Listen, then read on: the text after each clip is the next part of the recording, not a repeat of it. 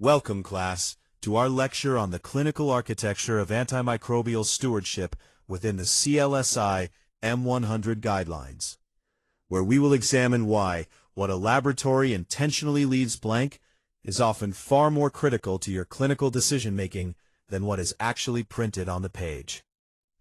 As future medical professionals, your natural instinct on clinical rotations will be to focus exclusively on listed drugs, but today, we will demystify how these strategic voids in antibiotic tiers are deliberately engineered to guide prescribing behavior, prevent the rapid escalation of resistance, and ultimately improve patient outcomes.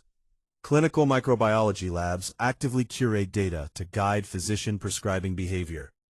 To understand these blank spaces, we must first correct a common clinical misconception. The microbiology laboratory is not a passive testing service that simply dumps every result onto the patient's electronic health record, because doing so would trigger choice overload and drive clinicians to reflexively prescribe overly broad-spectrum agents. Instead, laboratories utilize a vital stewardship intervention known as cascade reporting, which acts as a programmatic funnel to intentionally hide secondary broader-spectrum fallback agents unless the pathogen demonstrates biological resistance to the standard narrow-spectrum frontline options. The four pillars of antimicrobial selection categorize drugs by necessity and risk. For your clinical rounds and licensing exams, you must master the hierarchy of the four CLSI M100 drug tiers, starting with Tier 1, which represents your standard daily first-choice agents that are highly effective, safe, and possess the narrowest spectrum of activity. Tier 2 contains the fallback choices, which are tested behind the scenes but remain hidden under the cascade firewall until Tier 1 resistance is proven, while Tier 3 consists of highly specialized superbug choices reserved strictly for documented multi-drug resistant infections, and Tier 4 serves as the final, last resort reserve for severe allergies, drug shortages, or unusual anatomical sites. Blank tiers represent active clinical interventions rather than missing information. When you encounter a blank space in a CLSI table, you must never assume it is a simple omission or missing data. It is an active clinical boundary, engineered either for stewardship to prevent prescribing creep by hiding broad-spectrum options when standard Tier 1 drugs are fully capable of clearing the infection, or as a clinical reality block, where intermediate-spectrum fallback drugs simply do not exist because the pathogen's extreme biological resistance creates an all-or-nothing therapeutic landscape.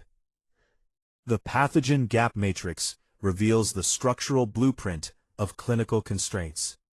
This pathogen gap matrix serves as your master pharmacological roadmap, visually revealing the structural blueprint of clinical constraints, where we see targeted barriers blocking out specific tiers for different organisms. Take note of these highly engineered patterns. Neisseria gonorrhoeae blocks tiers 2, 3, and 4. Stenotrophomonas maltophilia and Neisseria meningitidis completely lack the intermediate tiers 2 and 3. Streptococcus spp viridans group bypasses tier 2 entirely but opens tier 3. And Enterococcus spp streptococcus pneumoniae and anaerobes leave Tier 3 completely empty. Gonorrhea treatment pathways strictly limit physician choices to prevent broad-spectrum resistance. Let us begin our pathogen case studies with Neisseria gonorrhoeae, a high-yield exam favorite because of its status as an urgent global public health threat due to its historical ability to rapidly develop resistance to every class of antibiotics deployed against it. To prevent further resistance, CLSI completely eliminates Tiers 2, 3, and 4, leaving absolutely zero room for clinical interpretation, and forcing physicians to strictly adhere to recommended national protocols, typically ceftriaxone, thereby preventing the misuse of other broad-spectrum classes. Meningitis emergencies eliminate the luxury of cascading through intermediate options. Turning to Neisseria meningitidis, the causative agent of bacterial meningitis, we find a completely blank space in Tiers 2 and 3, because the extreme speed of this hyperacute medical emergency and the physiological constraint of the blood-brain barrier eliminate the luxury of cascade testing. In meningitis, you cannot afford to step through fallback tiers.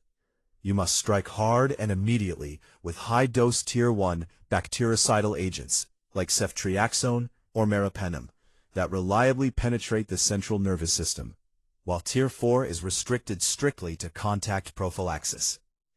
Environmental survivors lack intermediate treatments due to profound natural resistance.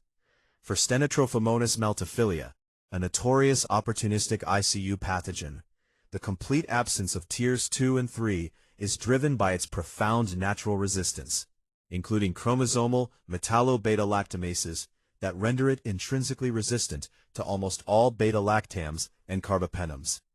This leaves clinicians facing an all-or-nothing therapeutic chasm where our only reliable Tier 1 options are cotrimoxazole, levofloxacin, and minocycline, and if those fail, you must leap directly to Tier 4 alternatives like cefiderocol, as no viable intermediate-spectrum drugs exist to fill the middle tiers. Highly predictable resistance profiles allow labs to bypass secondary drug tiers entirely. For the gram-positive Streptococcus spp viridans group, the oral cavity organisms frequently implicated in subacute infective endocarditis, the laboratory completely bypasses Tier 2 because of predictable, well-understood resistance biology. If an isolate fails standard Tier 1 penicillin or ampicillin, its mechanism of resistance typically renders standard Tier 2 beta-lactams clinically useless as well, meaning the lab must bypass Tier 2 entirely and immediately report Tier 3 reserve agents like linezolid to accelerate definitive clearance. Robust frontline options eliminate the clinical need for dedicated superbug categories. In contrast, for Enterococcus spp and Streptococcus pneumoniae, Tier 3 is left completely empty because our existing clinical options in Tiers 1 and 2 are robust and highly effective, rendering specialized superbug reserve categories redundant.